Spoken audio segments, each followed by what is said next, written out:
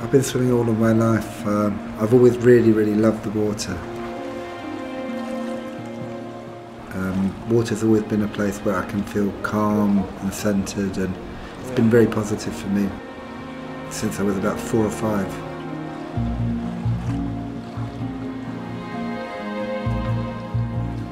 I was really quite a good kind of club swimmer. I wasn't as good as I hoped to be. I aspired to go to the Olympics and be a champion, but I didn't have that much talent.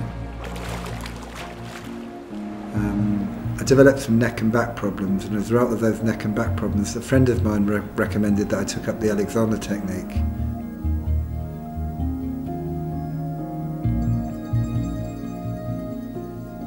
The Alexander technique is all about how to use your body more effectively.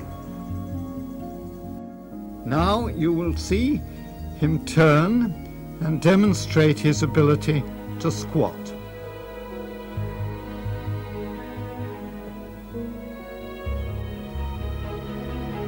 So over the last 25 years, I've been developing what has become now the Shaw method of swimming.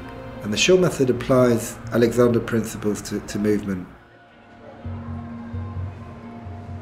To understand the movements, it's often very good to start on dry land, because people can... So let's go through, I'll demonstrate something. They're moved outside of their habit. As soon as they get into the water, their bodies are conditioned to move in a particular way. So when you take them out of the water and you start to explore the movements that you want them to do in the water, they learn much quicker. The Shaw method is based on 4 main principles. The first principle is that body alignment is a key factor in affecting your performance when we move and when we swim. So the relationship between our head, neck and back is key to affecting our performance. You're doing really well if you step forward again for me. You're opening out this area in your back very well. So it's all about this area here spreading. And then when you come over, it's about letting the chest relax and soften. The second principle is called smart swimming. So if you look at a really good swimmer swimming any stroke, they look powerful, graceful, effortless. Bring your arms out too hard, it's almost like before you know the on switch, you have to discover the off switch. And people find it harder to release than they are to apply effort. Look forward. Okay. When you get this ebb and flow, the release and the power into the movement, it starts to feel much more integrated, much more organic, much more holistic, and you feel the connection with the water in a different way. You look up towards me, and then we hold it. Good. Should we practice this in the water, yeah? Yeah, let's go for it. Yeah, good. So what we'll do is just start off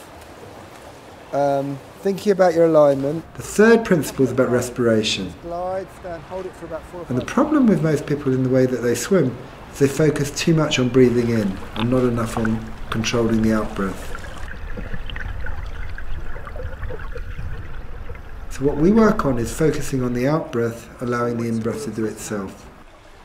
Round towards the jacuzzi and coast, and then hold the tiger. Yep? Yep. You ready for it? Yep. So we're going to do eyes down. Down at the floor. Forward to me. Turn. So once the breathing is no longer an issue, you can let go and become one with the water.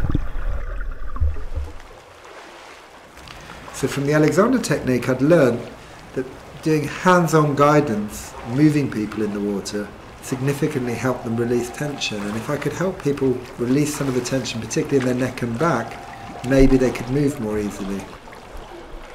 Good, how did that feel? Yeah, much better, thank you. Breathing was easier, yeah? A lot easier. More room. Much more room, yeah. Feels good actually, stretching out. Opening out the chest, yeah. And then softening as you come back. I think I still need a bit of practice. No, but it's really improved, well done. Thank you. See you soon. Thanks, Stephen. Yeah. Take care, thanks.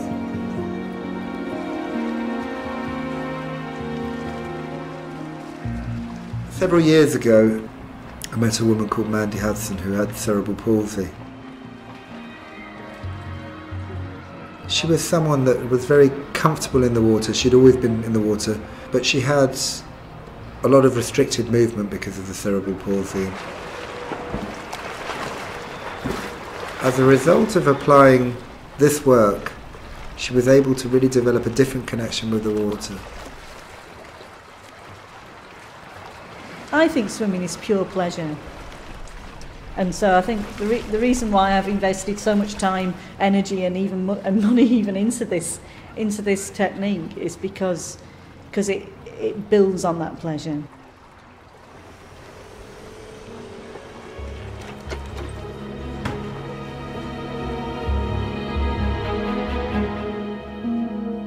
I work with a lot of people that are swimming teachers, and many of them, the last thing that they'd like to do is go to the pool because it's their work.